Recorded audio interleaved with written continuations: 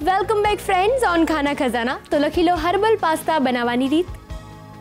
Herbal pasta બનાવવા માટે તેલ 1 ટીસ્પૂન, બટર 1 ટીસ્પૂન, સમારેલું લસણ 1 teaspoon, red capsicum, yellow capsicum અને broccoli 1 bowl, penne pasta 200 gram, મીઠું સ્વાદ અનુસાર, black pepper 1 tablespoon, rosemary herbs 1 tablespoon, black olive 1 tablespoon, garnishing માટે ટામેટા, લીલી ડુંગળી, બ્રોકલી અને કોબીજ.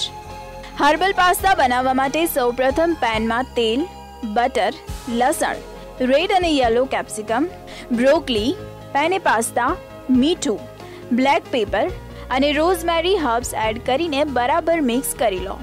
ત્યારબાદ તેમાં બ્લેક ઓલિવ એડ કરીને મિક્સ કરી સર્વિંગ પ્લેટમાં સર્વ કરી લો.